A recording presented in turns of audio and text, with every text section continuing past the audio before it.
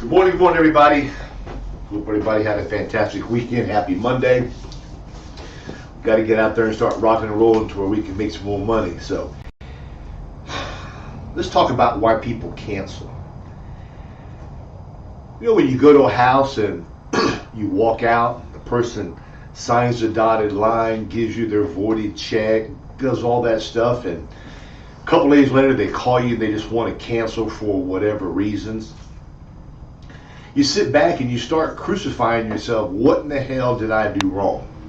I'm going to go over a couple reasons today why most people cancel. And sometimes it's just what they call buyer's remorse. Yet there could be reasons for that buyer's remorse. So think about what I'm going to say. Kind of let this roll around upstairs. See if one of these falls into your category of what you're doing. And then from there, we just got to kind of work on those there, tweak it to where we get less chargebacks.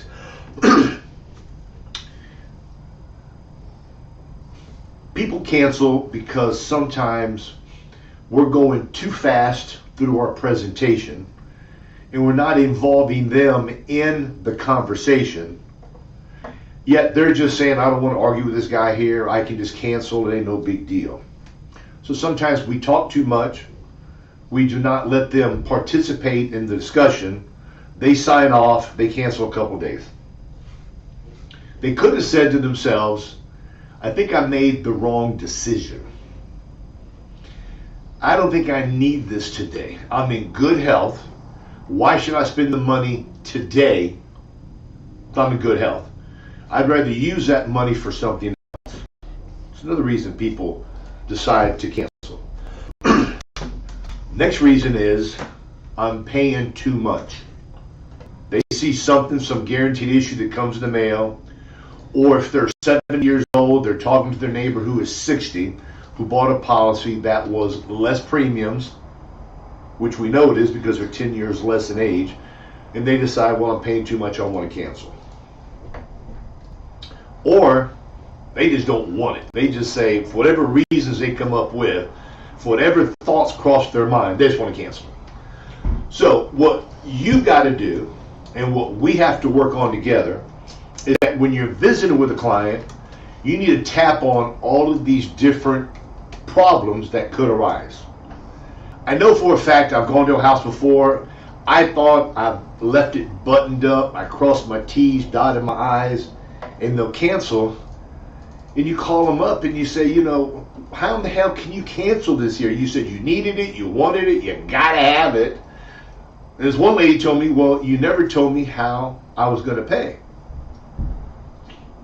And I sat and I thought, and you know how you kind of hit rewind to kind of visualize yourself in that house? What it was, I did tell her, yet what happens is that sometimes people are hearing us and they're not listening to what we're saying. And the same goes for us. When they're speaking with us, we're thinking about what we're going to say instead of listening. So that could have been the situation she fell in. She says, yes, Joe, I remember you saying that there. I'm sorry, I'm going to keep it. Now, people are going to cancel just because. But if we kind of work on some of the areas that we need working on, things we need to get stronger, is that you need to kind of tell the people up front what's going to transpire throughout the entire presentation. Your height, your weight, your social security, your date of birth. I'm going to ask you some personal questions. I need to know about your medications, what they're used for, how long you've been on it. You got to draw them a picture of what's going to be transpiring to where they don't feel you're going to blindside them. Another item is that you need to tell them that when they are in good health, let's say you got a client, the answer is no to all the health questions, there's nothing wrong with them, they're in great shape. When I sit and tell them, I said, you know something, you're one of the very few people that I've done business with, which is the truth, who qualifies for this Preferred Plus program. Not many people that I deal with qualify for it because they're not in good health as you are. And the beauty about you applying for this today, and let's get us set you up today, is number one, you can get a better price than everybody else.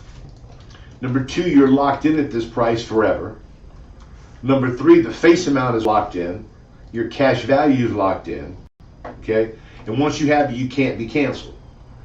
I don't have a crystal ball here to say, oh, don't buy it today, just go on and wait. But what the crystal ball will tell you down the road is that if your health changes, this program you qualify for today, you're not going to get a better program for it. Tell them a story about a client of yours.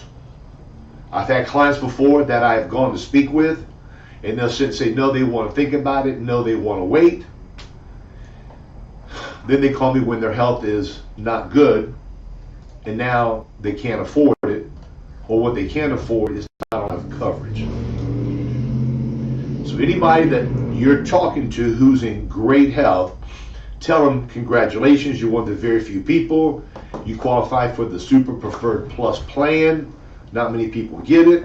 This is why it's so important you continue with this program, so when that sad day comes, your kids are taken care of. Another reason to cancel is because their mind starts floating. They're paying too much. So through your presentation, you need to tell people how the programs work. It's based whether you're a smoker or non-smoker, male or female, and how your health and medicine is. So what happens is that sometimes people will have to get a program, let's say COPD. You get somebody a COPD pricing, they get immediate benefits. Their premiums are $10, $15, $20 higher than a person who does not have COPD. So you need to tell them, I'm going to get you immediate benefits because you have COPD. Very few companies offer immediate benefits where somebody who has lung issues as you do. Okay? And you have immediate benefits from day one. Now, do I go into detail that if they had no COPD, it'd be less expensive? No. What I may tell them, I said, I wish I'd have seen you before you were diagnosed with the COPD because your premiums would have been a lot less. Yet, we're here today. That there, you got to kind of play with it, depending on the relationship you have with the client and how things are going. Sometimes people feel that they did not help you with the decision factor of which one to pick. What happens is agents, sometimes you're not making sales. You got your car payment, you got your credit card payment that's going to be late. What you do, you become a little bit more aggressive when you're speaking with people. You tend not to listen to them, and you're on a mission to get them to buy. And what ends up happening when you have that mission to buy and you're too aggressive and you're not letting them speak with you to have a conversation with you, you kind of strong arm them, they buy, and then they cancel. So throughout the process, you've got to be stopping. Is this what I'm saying is what you're looking for? Is this something that you feel that you can afford? This is something we can start today. I don't need any money. We can start it next month when your check comes in on the third Wednesday of the month. So you got to be doing like some soft touches as well as soft closes to let them know exactly where you're going and where you're taking them. People know they need it. They actually want it, but what it's hard for them to do is sometimes make a commitment to have that money come out of their account to go to a life insurance carrier for something that's really not for them. It's for their loved ones. And they're making this payment and they're not seeing anything such as a couch or a new TV or something. So we need to make it very clear to them that the decision they're making is a great decision. What they've done today is that they have relieved the pressure and the stress from either their spouse or their children. And when you talk about beneficiaries, you throw the names in there. Your children, Anthony and Marie. Your husband, Frank. Your daughter, Louise. You got to hit their heart and soul when you're talking about this here. People are people.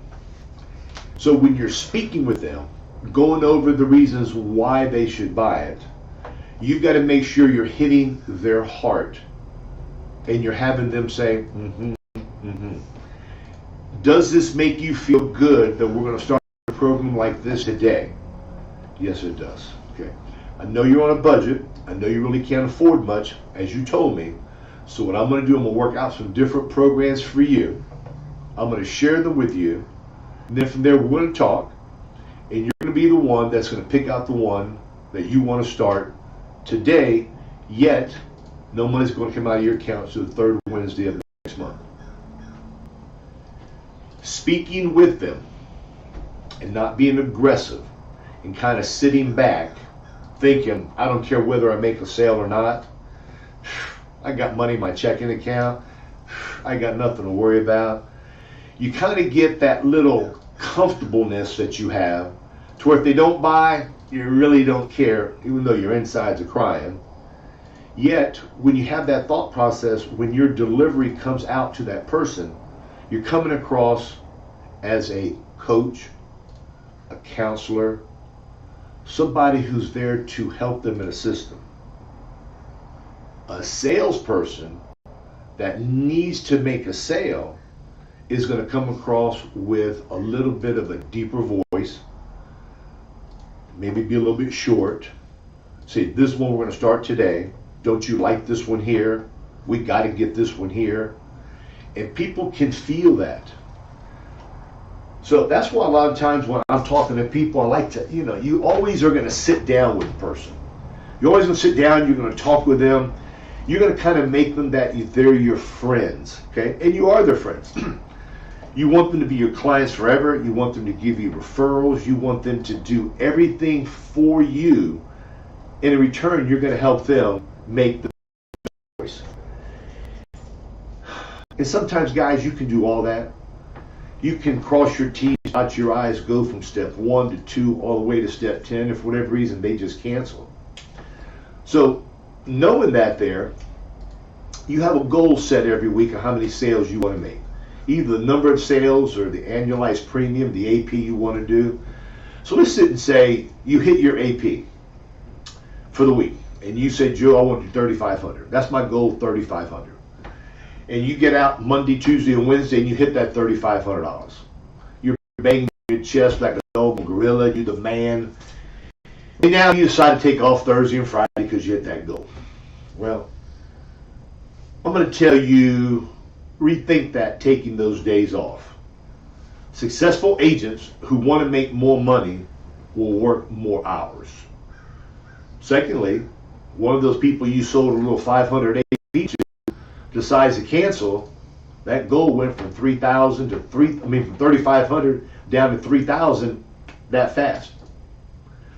I always like to have a goal and then go one step higher than that goal. And the reason I do that is because I know there's going to be a chargeback. Something may go wrong with the checking account. Something can go wrong. And what it does for me, it gives me the drive to try even harder. If I set my goal at 35 and I continue working Thursday and Friday, or Friday, Saturday, whatever days you choose to work, and I bump that to 4,200, I'm banging on my chest saying I helped out more families, I did what's right for these people, I provided for my family, and I can do this, this, and this. So to me, it's a double win. You're helping the client out, and you're also helping yourself out. Because you got to plan for chargebacks. Anybody that says, I don't get charged, I've had people call me and say, Joe, I've got 100% persistency. I've never had a chargeback. And I'm on the phone looking at them on the phone, and I'm saying, I don't know anybody who has 100% persistency. Nobody, okay? Somebody is going to maybe not charge you back because of whatever reason in your mind, but there's going to be business that's going to fall off. How do I know it? I've been doing this for a long time. I know it's going to fall off. I know you may not be able to get it back on. Yet I do know that if you have a chargeback, you must call that client. If the client says, you know something, Joe, I want to cancel this policy here. I don't want it no more. Say, no problem, Ms. Jones. I said, I can be at your house tomorrow between 9 and 9:30. There's a little piece of paper I have to have you sign. And then from there, we'll take care of it. We'll cancel out. Didn't argue with her. Didn't fight with her. didn't get combative with her, I'm going to her house now. So when I walk into her house, I'm going to find out the reason why she wants to cancel. I'm not going to walk in with no briefcase. I'm not going to walk in with anything other than my pen and a piece of paper. That's all I want to walk in with. Because that's the piece of paper I'm going to write out, I want to cancel, in her mind. When I get there, I want to find out the real reason why they canceled. And that goes something like this here. Got your phone call yesterday. I told you I'd be here today. And you wanted to cancel. I brought the piece of paper here. Yet before I write it up, I need to kind of know why you want to cancel, because I need to write it on this piece of paper. Now, you're asking them to tell you to your face why they're canceling. Sometimes I'll tell you the truth. Joe, I just can't afford it. Joe, I talked to my daughter. She says I don't need it. So whatever reason they give you, the game starts over again. Joe, I can't afford it. Okay? So instead of saying, well, I got something cheaper, you may say, I totally understand, money's kind of tight, yet this is something you do want, am I correct? Yes, it is. You feel there's a need for this program, so when this sad day comes, Anthony and Marie are not going to be left responsible with the unpaid bills. Am I right? Yes, Joe. Yes, Joe. Okay, this is what we're going to do. I'm going to treat you like you're my younger sister, my older brother. And instead of us canceling this here because we got you approved at this great rate, what we're going to do, we're going to call the company up and we're going to lower it to fit within your budget. Right now, I see your payments are $67.02. What about if we lowered those payments to $60? Will that help you out? What about if I lower it to $55? You may say yes. What about if I just lower it to an even 50? Okay, that sounds good. So now what I've done is I've gone there, found out why, instead of getting the attitude, the hell with them, I'm just going to keep on going. Sometimes people need a little bit of sympathy. Okay, it's called the commitment. Some people can't commit to that $67.02, even though they like that $15,000 worth of coverage, because you sold the program so good. So every now and then, you've got to sit and think about it. Do I want to lose the whole $67.02, or do I only want to lose a difference of $17.02? It doesn't take really a rocket scientist to see that there. I talked to my daughter. My daughter says I don't need this here. It's okay. If I recall, you told me you didn't have much money in your savings account. If I recall, you told me your daughter really wasn't making a lot of money. And if I recall, your main reason of getting this program was because you didn't want your daughter Marie and your husband Frank to be left responsible with all these bills here. Myself and you as well, as a responsible parent, our job is to take care of our family. Our job is to make sure our kids don't go through hard times. So the way I look at it, when I bought my first life insurance policy, burial policy, cremation policy, final expense policy, is that I thought it'd be much easier for me to make out a little small check every month to have the bank send in for me than to have my daughter Marie or my husband Frank come up with that big check of $10,000, $12,000 of money they don't have. And what ends up happening, instead of you getting a traditional funeral that you really wanted, you may not get that. And when you just talk to people as if they're just people, not as a salesperson, not as somebody trying to convince them, you kind of hit their heart and soul again to where you hit with their emotions. Because we all know people buy with emotions based on the finances, then they keep it based on logic, based on what you and the client discussed. So think about what we talked about today. See if you can incorporate some of these into your daily processes. If somebody wants to cancel on you, okay, no problem. I'll come right on over, have you sign this little piece of paper, and I'll take care of it. Kind of let their guard be down. Then when you go inside, just go slow. Okay, it's kind of like us guys asking a girl out on a date. You want to, hello, how you doing? You look pretty today. How you been? What did you do last week? And then you come in, well, would you like to get together? Think about it. You got to go slow. Everything we do in sales is a planned process to make sure that you cross your T's and you dot your I's to where you don't sit and jump from 1 to 10, because you want to get them talking with you. You want to find out the real reason that they want to cancel. And once you find out the real reason that they want to cancel, now you go back into the mode of finding out exactly how you can do to solve that problem so they don't cancel. All right, guys, you got any questions, give me a call. He says we got a lot more agents signing up for Medicare Advantage, a lot more agents signing up for Prosperity and American Amicable, because at the end of the application, if your client's got a dual medication, most carriers will kick them to a decline or graded. American Amicable and Prosperity will give you a little sheet at the end where you fill it in and give them the immediate benefits as you were talking about. With that said, guys, we love you. We appreciate you. Be safe out there. Bye-bye.